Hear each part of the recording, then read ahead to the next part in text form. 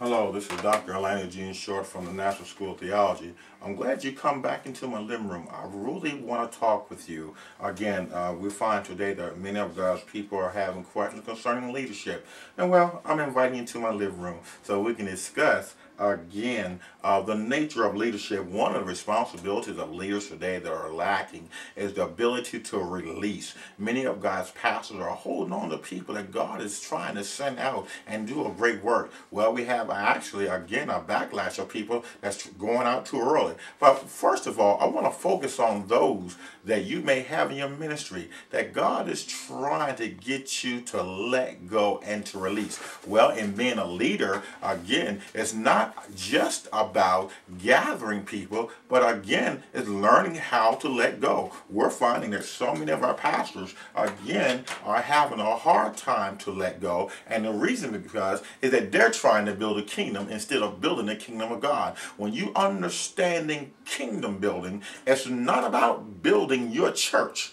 It's not about building your ministry. It's about building the kingdom of God. Well, let's look again at some of, the fact when it comes down to releasing ministries, because you won't grow until you really truly learn how to release. Well, releasing requires recognizing the ability and the potential in other people. When you learn how to recognize the potential is not where a person is at, but where they have the ability to go. And this is what, again, a good pastor is able to do. They're not looking at where you're at now. They're looking at where you possibly could be if you continue to keep your focus on Christ. It's like someone in real estate. They can look at a house and see the potential. Oh, of course it needs a roof now. Of course the grass is growing up high. But they're looking at the potential. A good leader, a good pastor looks at your potential. Don't look at where you're at now, but they're checking out your potential. And now, also it says focus on the positive areas of a person's life. A good pastor does this. When other people come to the pastor, look at that person. They're not clean, they're not this or that, but you're focusing on the good things. There's something about that person that's good. Everything's not bad. We as children of God need to focus on positive things about people and quit staring and focusing on the negative aspects of a person. It says challenge the person. This is what a leader does. He says challenge the person to fulfill their potential and develop their gift. This is what we must do. We must put them to work. A lot of times people aren't challenged again, and this is why they're stagnant in ministry. You wonder why some people aren't doing anything, because they're not challenged.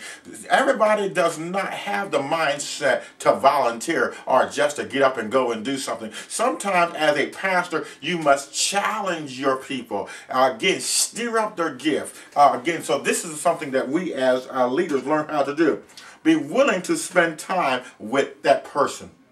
Yes, you must be willing to spend time with that person, and just not that person be willing to spend time with you. Many times we as leaders, we think that everybody should want to flock around us and help us develop our ministry, help us to develop our vision. Well, if you are an apostle, again, your obligation and duty should be help establishing your pastor. Those pastors that God has placed under you, your mindset should be, how do I get that pastor to the next level? Not how does that pastor get me to the next level. Pastors, your obligation is getting your laity to the next level. Well, and it's not how does my laity get me to the next level. Again, it's not about you. It's about him. It's about Christ. So we're talking about releasing ministries. Well, it says here in the Making of a Leader book that we teach all of, plant a vision in their heart of true shepherding. Again, if God's calling them to be a shepherd, give them a vision of what a true shepherd is by being a good shepherd.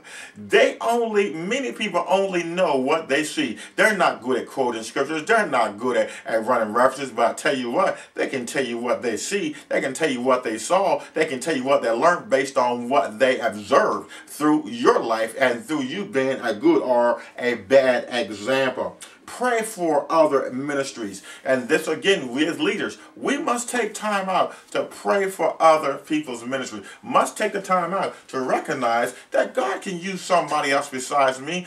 Recognize who's in your church that has the potential of going to the next level. Recognize that there are many other gifts and talents or abilities that I may not have that somebody else may have. If you want your ministry to grow, then you need to be able to see ministries in others. Thank you for visiting my living room. Take care.